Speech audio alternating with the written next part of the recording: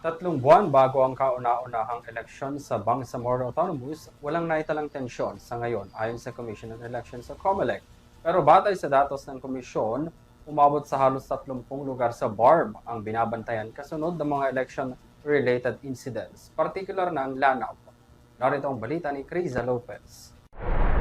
Nagsimula na ang panahon ng kampanya para sa kauna-unahang Bangsamoro Parliamentary Elections noong July 30, 2026 at sa nakalipas na 2 linggo magmula ng campaign period, ipinagmalaki ni Commission on Elections Chairperson Attorney George Erwin Garcia na walang naitatalang mabigat na kaso ng election-related violence sa kabuuan ng rehiyon sa BARM. Ikinatuwa rin ni Garcia ang unti-unting pagbaba ng mga lugar na nasa red category.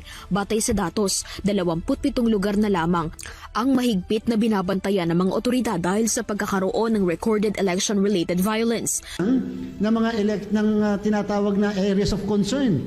Ngayon po, 27 na lamang ang red category areas and therefore, ibig sabihin, nagiging green na sila o nagiging orange. Ang ibig sabihin ng red category areas, sila yung may kasaysayan na lagi may kaguluhan pag mag-e-eleksyon.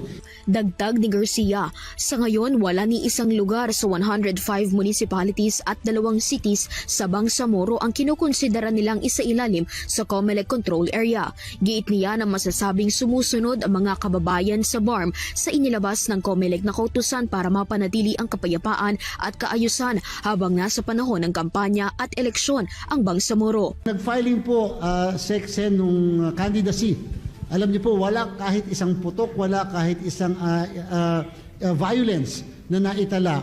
At nung unang araw na nagpatupad tayo ng ating pong gun ban, wala pong nakumpiska sa lahat ng 165 na checkpoints sa buong Bangsamoro na armas o may daladalang deadly weapon. Sa ngayon, mas pinaghahandaan ng COMELEC ang mga posibleng pagtama ng kalamidad sa Bangsamoro na maaaring magdulot ng matinding pagbaha sa ilang lugar. Ani Garcia, critical daw para sa mga kapatid na Moro ang paglilipat ng polling precinct o paaralan bilang pag-iingat na rin sa gulo ng iba pang mga angkan.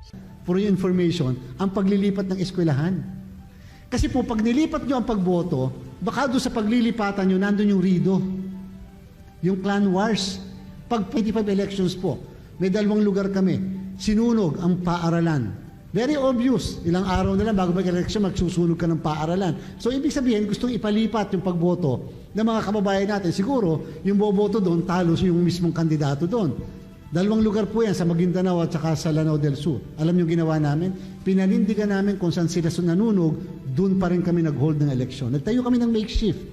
Samantala, inanunsyo rin ng chairperson ng election body ngayong araw ang offline backlash ng COMELEC sa mga illegal campaign materials na hindi sumusunod sa patakaran ng eleksyon. Umaasa si Garcia na magiging mapayapa ang proseso ng eleksyon ng kauna-unahang parlamentaryo ng Bangsamoro. Alala na ito maliban sa ito ay para sa mga kababayan nating Moro, sapagkat alam niyo po yung mga ibang developmental programs na gustong ipabigay ng mga iba't ibang bansa ay naghihintay lang na mangyari ang halalan.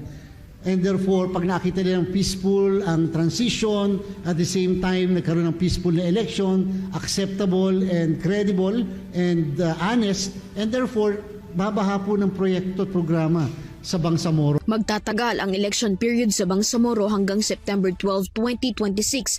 Sa pagitan ng mga araw na ito, ipinatupad na ang gun ban sa buong rehiyon at ang mahigpit na security checkpoint ng Philippine National Police. Sa ilalim ng Republic Act No. 12317, nakatakda ang Bangsamoro Parliamentary Election sa September 14, 2026.